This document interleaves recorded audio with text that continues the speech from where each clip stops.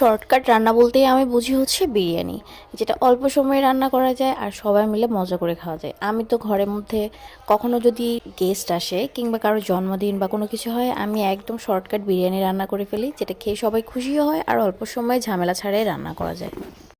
কিছুদিন আগে গিয়েছিলাম বাড়িতে, আর সেটা আব্বু আম্মুকে না জানিয়ে গিয়েছিলাম। তো যার কারণে আমাদের জন্য তো কোনো রান্না বান্না হয়নি, যেতে যেতে একদম 12টা বেজে গেছে। তো তখন হচ্ছে আর কী বা রান্না করব, একদম শর্টকাট বিরিয়ানি রান্না করে ফেলেছে। আর যেহেতু আমার ভাইয়ের জন্মদিনও ছিল, সেই উসিলায়ও বিরিয়ানি রান্না করব এটা মাথার মধ্যে সেট ছিল। বাড়িতে গিয়েই হচ্ছে আম্মু জাস্ট মুরগির মাংসগুলো তো কেটে কুটে ফ্রিজে রাখাই থাকে সবসময়, তো নামিয়ে দিয়েছে। এরপর বরফ গলার পর খুব সুন্দর করে রান্না করে নিয়েছি বিরিয়ানি। আর এই বিরিয়ানিটা অনেক মজা ছিল, তবে তাড়াহুড়া করে রান্না করার কারণে একটু চালগুলো আর একটু সিদ্ধ হলে ভালো লাগতো। তবে যাই হোক, যা হয়েছে আলহামদুলিল্লাহ। এত অল্প সময়ে এর থেকে ভালো আশা করাটা কিন্তু বোকামি।